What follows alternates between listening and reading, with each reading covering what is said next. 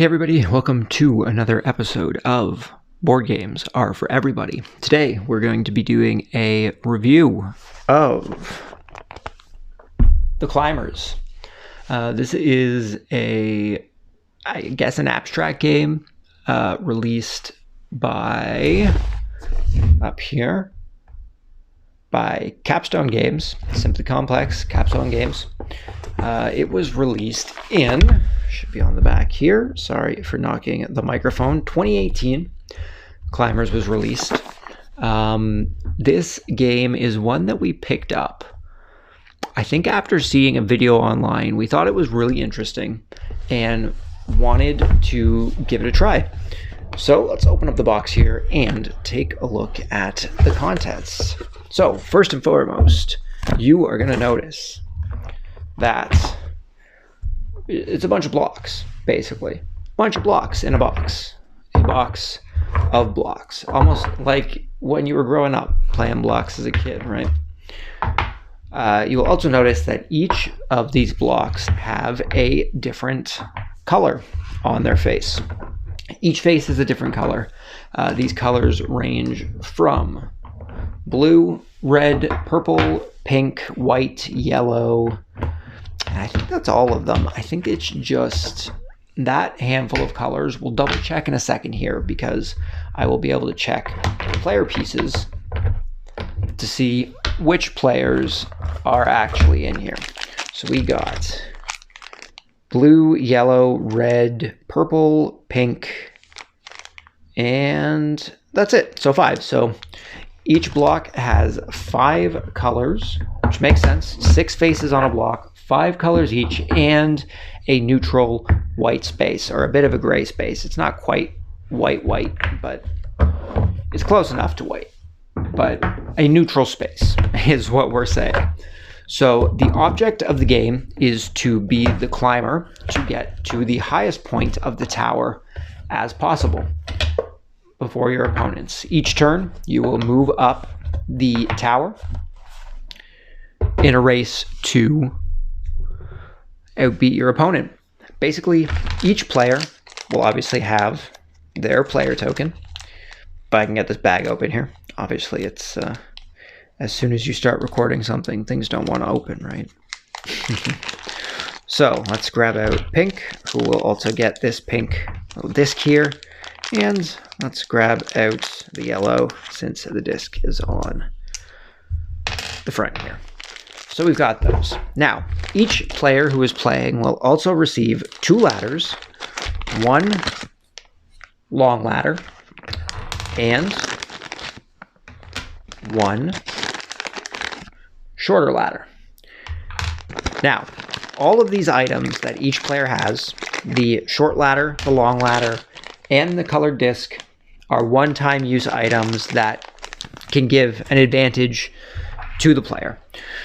So, to set up the game, these 2 blocks here are the neutral blocks. Basically, what will happen is that they are placed in the center of the board, and all at the same time, players will build a tower around all of these different blocks. Now, I'm going to try and make this kind of as even as I can here. I'm not going to try and put too many on the back, but we'll probably have to. This is definitely a game that you would want to play on a lazy Susan, if you have one. It definitely makes the playtime much easier because you can track every side of the board, which makes things a bit easier for all the players. But it does restrict your size, your tower size. You could make a bit of a bigger tower if you had a larger Lazy Susan, I guess. Or if you want to use Lazy Susan for ease of convenience, you will also lose a little bit of space. So we're just about set up here. Let's just throw all these pieces kind of willy-nilly here just to get set up. Throw these here.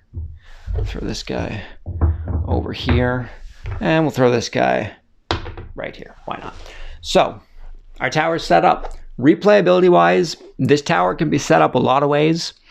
But end of the day, I mean, you're pretty much getting the same patterns. The fact that everyone gets to consecutively build is pretty great. It's something I have always enjoyed, is having that cooperativeness. Even though you're against everyone, you're trying to set the tower up in a way that will benefit you. But you're all building the tower, which is pretty cool. So basically the way the game works is that on a player's turn, they will try to move as far up the tower as they can on their move. And to do that, I should say, they want to move each color. Sorry, I just lost my track of thought. I'm trying to say things here, and I'm trying not to say all the time. I'm losing my track of thought. The player's color needs to match the color on the block. So if you're the yellow player, you want to be moving up the yellow spaces, but you can only move as high as your character's head can see. So basically you can only move half a block per turn in order to go up. But before you move, you are actually allowed to take a block and reposition it so that you can maybe move a little farther or something that'll help you out in a future move. So say I wanted to go up these 2 blocks and also wanted to get up this block.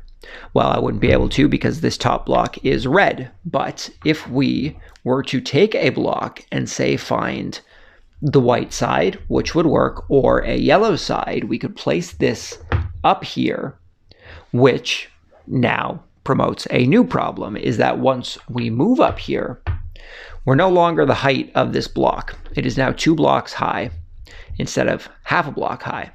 So what we could do is we could use our small ladder here in order to gain a bit of an advantage by reaching up the top of this block. Now the small ladder allows you to climb 1 full block, whereas the larger ladder would actually allow you to climb up 2 blocks.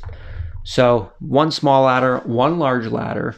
You have to use these at strategic points to help you move forward, but you don't have to. You could use them early in order to get a bit of advantage. But the important thing to note is that they are a one-time use. Once you use them, that's it for the game. So in that example, I'd probably say just stay down here, maybe leave that for the next turn, see what's going on. Or we even could have put it down here, and that would allow us to move this way.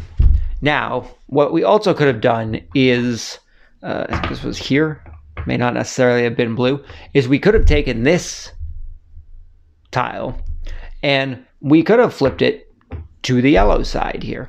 Now, I'm not 100% if in the rules you are allowed to place a tile you took back on the same spot. Personally though, house rule it. I don't see why that would be an issue. I do know that you are not allowed to take the block that your opponent just moved. You're not allowed to do that.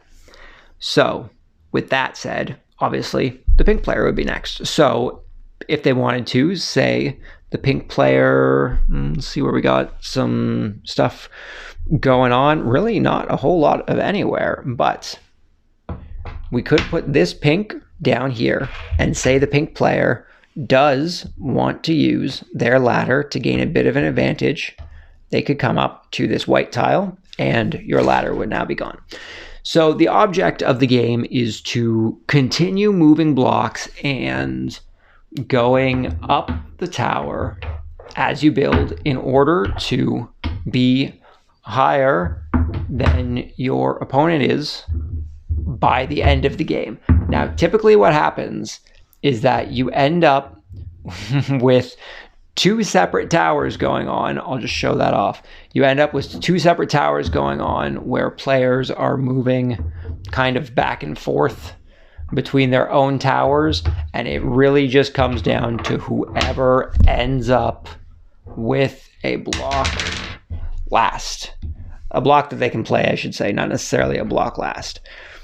So this would bring us to another thing, which is these little discs, which I forgot to mention earlier while we were going over the ladders there, but these discs allow you to reserve a space basically. So like say the pink The pink player just moved. At the end of their turn, they don't want the yellow player taking this block, which would, kind of destroy their way up and continue on the tower. So they can use their little marker there to indicate that the player is not allowed to take that block during their turn. So the player can't take that block. Now you are not allowed to place blocks so that they overhang as such. It has to be structural to the rest of the tower. You can, however, say in this situation down here where you have this half block on its side and this block here, you can do this so long as it's on blocks. You just can't have blocks suspended, basically. But yeah, that's basically the climbers. That's really all you do, trying to get to the highest position that you can get to. This is, I find it a really fun game. This is one that we got into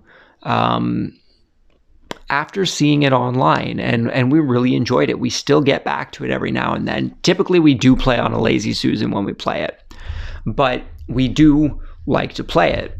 Quality-wise, the blocks are great. I really love how the game looks. I really like that bulkiness as you're creating this tower. But it is just a bunch of blocks. It's just a bunch of blocks. It's something that you just have to kind of work with. I think the game looks great. I think it's a fun time, but it is basically just a bunch of blocks that you're playing with, right? You kind of have to outweigh that. It's is it really worth it for just a bunch of heavy blocks that you're just moving some little pieces up? And it's not even themed pieces, just little guys. But I do really like the game. I think it's a fun game. And there's not really a whole much else to say about it. I know this was a bit more of a freeform review. That's probably how the videos are going to go. A lot more freeform, unscripted, just me going through stuff as we go. But hopefully you guys enjoyed this review. Hopefully I will catch you all next time. But until then, just remember that board games are for everybody, and I hope I'll see you next time.